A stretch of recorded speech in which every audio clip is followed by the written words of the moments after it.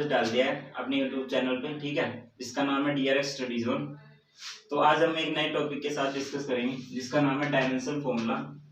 बहुत ही important topic है और बहुत अच्छा टॉपिक है, बेसिक है बिल्कुल, ठीक है। ये जरूर आना चाहिए, कुछ आए ना आए, डायमेंशन फॉर्मूला जरूर निकालना आना चाहिए हर किसी का। अब बात करेंगे कि डायमेंशन फॉर्मूला होता क्या है और इसे कैसे ड्राइव करते हैं और कैसे निकालते हैं, ठीक है।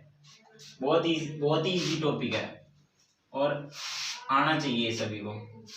तो पहले डिस्कस करते हैं इसकी डेफिनेशन से कि एक्चुअली में डायमेंशनल फॉर्मूला होता क्या है।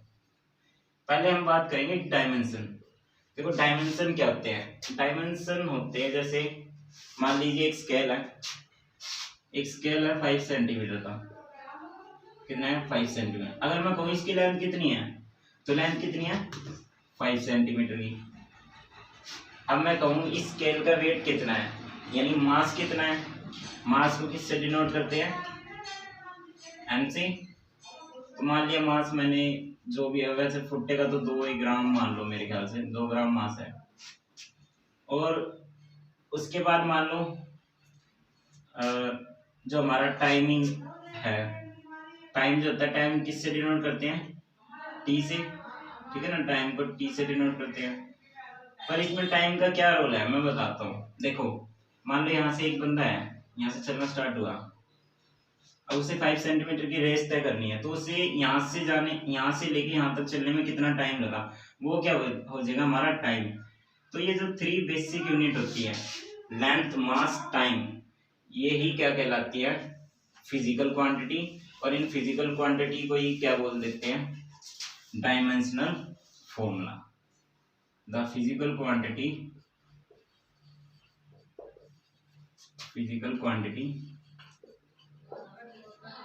with raised power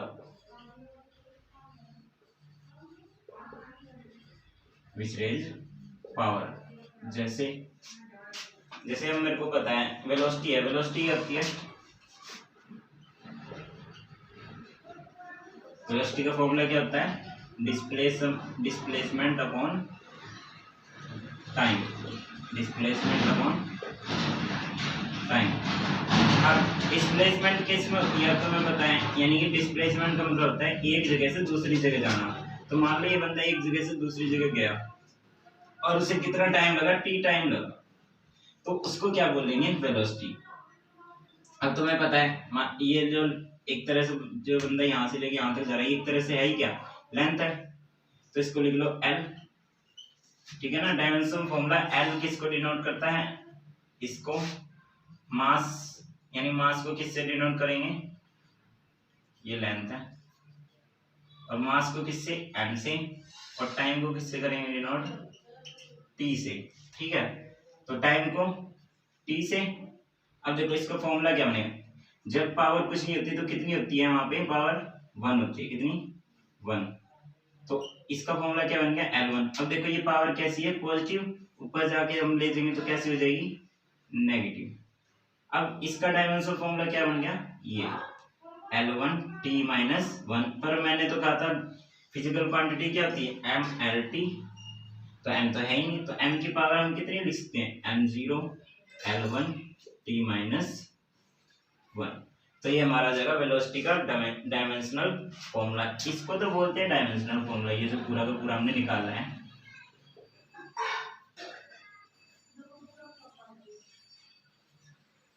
अब ये तो हमारा हो गया डायमेंशन फॉर्मूला। अब बात आती है कि डायमेंशन क्या होते हैं। तो डायमेंशन क्या होते हैं, जो इनके ऊपर रेज्ड पावर होती है, मैंने अभी लिखा है ना डेफिनेशन में, जो रेज्ड पावर है उनको क्या बोल देंगे डायमेंशन, क्या बोल देंगे डायमेंशन। तो डायमेंशन क्या क्या है इनके 0, 1 और -1, वो क्या कहलाएंगे इनके डायमेंशन, ठीक है। इसके बाद है ट्रिक 1 डायमेंशन फॉर्मूला निकालने की, कि किसी भी टाइप की एनर्जी हो और वर्क डन हो तो हम उसे क्या है बहुत जल्दी निकाल सकते हैं, सिर्फ 2 मिनट में।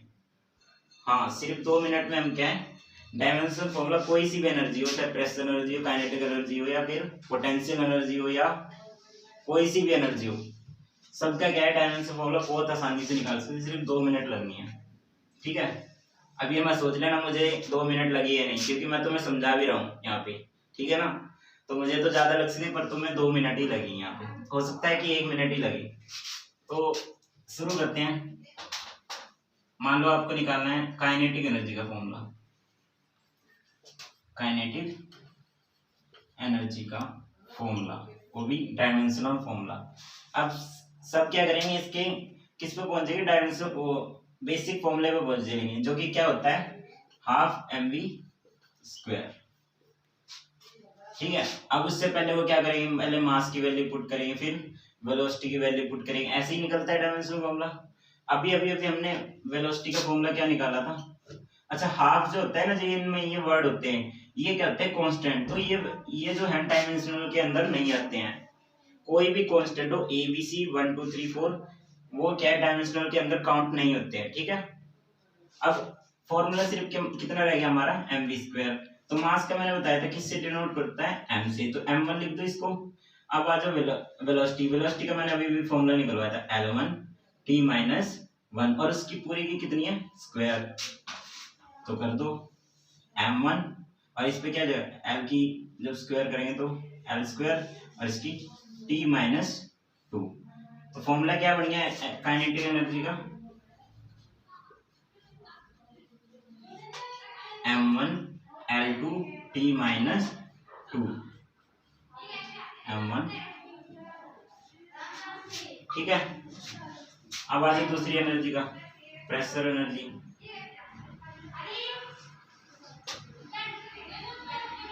हाँ, यही है, प्रेशर एनर्जी का भी फॉर्मूला निकल चुका है। मान लो आपको निकालनी पोटेंशियल एनर्जी का, पोटेंशियल एनर्जी, पोटेंशियल एनर्जी का भी निकल गया है। कोई सी भी एनर्जी हो, कोई सी भी क्या है, यूनिट के हिसाब से हमें नहीं देखना, बस क्या देखना है, उसमें एनर्जी वर्ड आ रहा है या नहीं आ रहा है। तो एनर्जी वर्ड आते ही ना यही डायमेंशन फॉर्मूला रहेगा, सब में यही लगा देना बिना देखे। क्या रहेगा एनर्जी का, कोई सा भी formula, m1 l2 t minus 2, और वर्क डन का भी सेम फॉर्मूला होता है, यही होता है वर्क डन का, m1 l2 t माइनस 2। बहुत आसान है, कोई सी भी हो, आपको उसके फॉर्मूले पे नहीं जाना, कुछ नहीं जाना, सिर्फ क्या याद रखना है, m1 l2 t माइनस 2। तो ये बहुत ही आसान था। इसके बाद इससे अगला ट्रिक 2 है कि सिर्फ क्या है, बस फोर्स का फॉर्मूला याद रखना है, बाकी सब फॉर्मूले अपने आप निकल जाएंगे, ठीक है ना। तो आप सोच रहे होंगे फोर्स का फॉर्मूला याद रखने से कैसे निकल सकते। फोर्स का फॉर्मूला ऐसा फॉर्मूला है डायमेंशन फॉर्मूले में, जो कि आपको याद रखना ही पड़ेगा, ठीक है। 11th में भी और 12th की दोनों की बात कर रहा हूँ। अगर जिसे फोर्स का फॉर्मूला याद है वो सारे फॉर्मूले बना सकते हैं टोटल, क्योंकि बाकी फॉर्मूले सब में किसका नाम आएगा, फोर्स का नाम आएगा। तो बस आपको क्या है, फोर्स का डायमेंशन फॉर्मूला जरूर याद रख लेना है, ठीक है।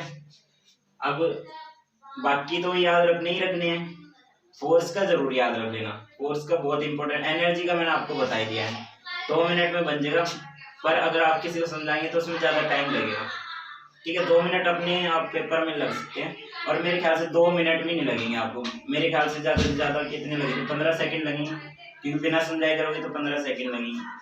तो चलते हैं फोर्स का फॉर्मूला। अब आपको पता है फोर्स क्या होता है, हमारे न्यूटन भैया कह गए थे, क्या उनके ऊपर सेब गिर गया था, गलती से उन्होंने क्या कह दिया था, फोर्स इक्वल टू ma। गलती से नहीं, एक्चुअली ना उन्होंने सही कहा था, ठीक है। अब कहीं गलत मत समझ लेना। तो F इक्वल टू क्या बोला था उन्होंने, ma। अब इसके बारे में डिस्कस नहीं करेंगे, वो अगली वीडियो में कर रहे हैं, कहाँ से आया था कहाँ से नहीं, ठीक है। तो फोर्स इक्वल टू क्या था, ma। अब a क्या है यहाँ पे, एक्सेलरेशन, क्या है, एक्सेलरेशन। अब भैया ये एक्सेलरेशन क्या होती है,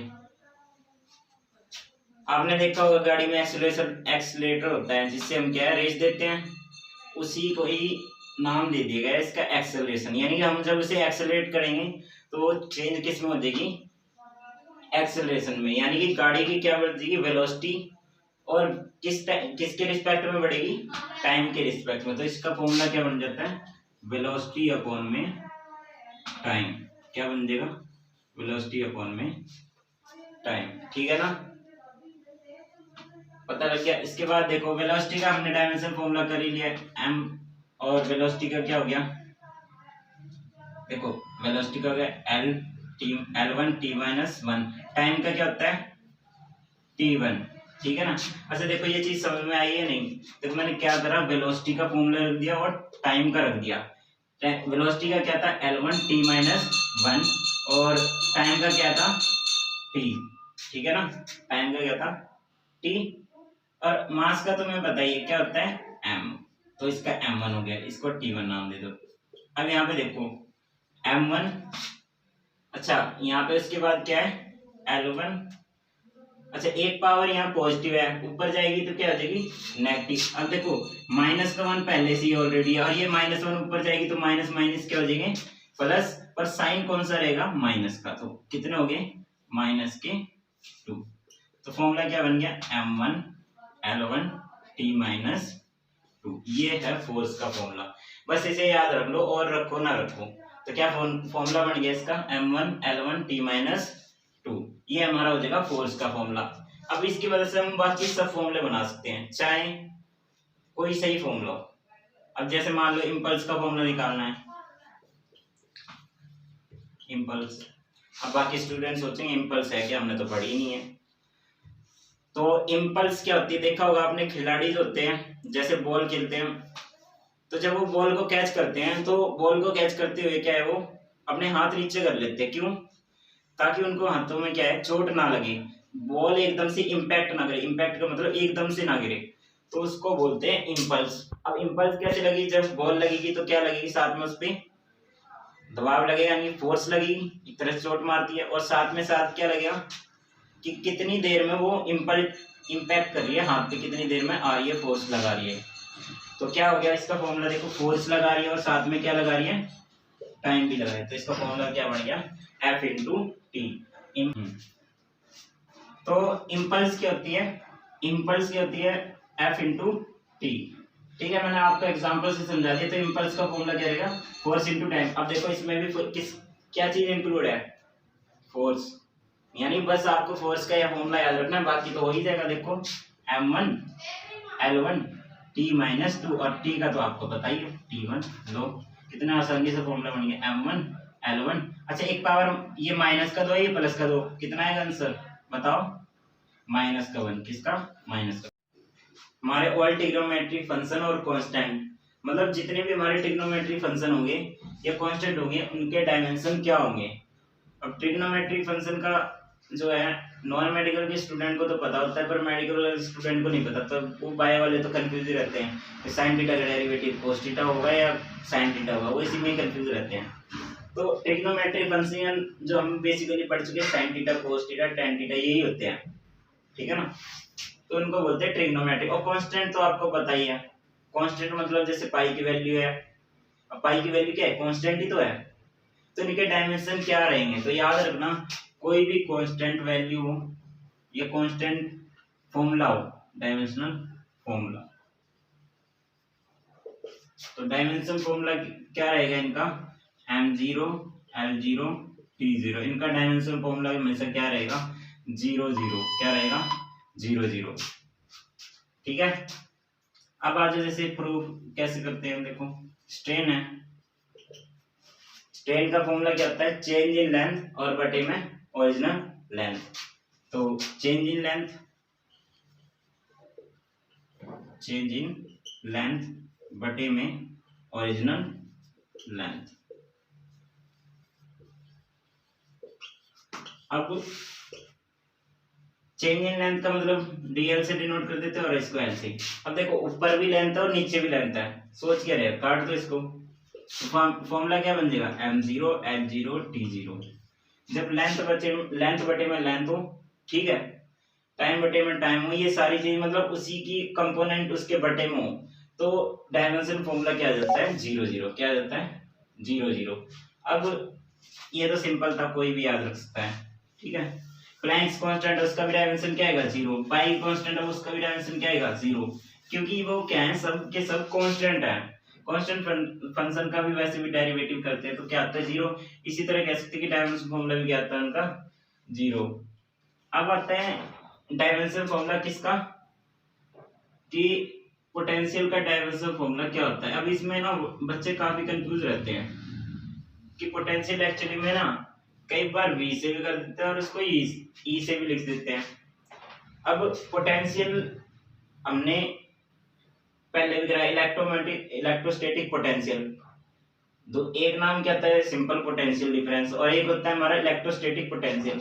तो इसको कभी कभी बोल देते हैं इलेक्ट्रोस्टैटिक पोटेंशियल, क्या बोल देते हैं इलेक्ट्रोस्टैटिक पोटेंशियल, इसीलिए कभी कभी इसे E भी लिख देते हैं और B भी लिख देते हैं, तो कंफ्यूज नहीं होना है। पोटेंशियल डिफरेंस V है, E भी बोल सकते हैं। तो इसका फॉर्मूला क्या होता है वर्क डन बाय में चार्ज, क्या होता है वर्क डन बटे में चार्ज। अब मैंने चार्ज को आपको बताया नहीं है, देखो चार्ज का मैं निकालना सिखाता हूँ, पहले करंट कर लेते हैं उसका बाद में करेंगे। तो करंट का फॉर्मूला क्या होता है, करंट कैसे बहता है जब उसमें इलेक्ट्रॉन्स का फ्लो, और कैसे फ्लो पर यूनिट टाइम, यानी किसके रिस्पेक्ट में फ्लो होंगे अभी करंट, जो हमारा करंट होता है बेसिकली जब, और हमें पता है करंट जो होता है आगे की तरफ बहता है और इलेक्ट्रॉन उसके अपोजिट, तो कितने इलेक्ट्रॉन बह रहे हैं, और हमें पता है इसकी जो ऐसा यूनिट होती है करंट की क्या होती है एम्पियर। तो करंट का फॉर्मूला क्या होता है Q/T। अब Q का डायमेंशन फॉर्मूला हमें पता नहीं, तो Q का डायमेंशन फॉर्मूला मैं बता देता हूँ आपको अगर नहीं पता है तो। क्या होता है AT और टाइम का क्या होता है T से T कट गया, क्या आ गया डायमेंशन फॉर्मूला इसका A, और A का मैंने आपको बताया नहीं था तो याद रखना A का भी इसमें इंक्लूड हो गया। तो जब A1 आ गया इसका तो बाकी सब चीज क्या होगी जीरो, M भी 0 L भी 0 T भी 0 और A1। इसका डायमेंशन फॉर्मूला क्या बन जाएगा M0 L0 T0 A1। अब कैलकुलेट कर सकते हैं हम, देखो चार्ज का हमें पता ही है AT होता है, चार्ज का डायमेंशन क्या होता है AT, तो कर लो इसको। अब वर्क डन का भी दोबारा से रिकॉल कर लो। टिक नंबर 1 पे हमने एनर्जी के सभी फॉर्मूले किए थे, वर्क डन का भी किया था, क्योंकि वर्क डन किसकी फॉर्म में स्टोर होता है एनर्जी की फॉर्म में। उसका फॉर्मूला क्या था M1 L2 T-2 और बटे में चार्ज का क्या होता है AT। अब देखो M1 L2, यहाँ देखो एक पावर प्लस की है, ये ऊपर जाएगी तो माइनस की, तो कितना हो जाएगा T की -3, ये प्लस के ऊपर जाके कैसे हो जाएगी माइनस की। तो फॉर्मूला क्या बन गया M1 L2 T-3 A-1। ये किसका डायमेंशन फॉर्मूला हो जाएगा पोटेंशियल का, इलेक्ट्रोस्टैटिक पोटेंशियल, और इलेक्ट्रिक फील्ड का भी यही फॉर्मूला होता है इलेक्ट्रिक फील्ड, ठीक है। और बाकी हम डायमेंशन फॉर्मूले बाकी नेक्स्ट लेक्चर में करेंगे, ठीक है। तब तक के लिए बाय, गुड बाय।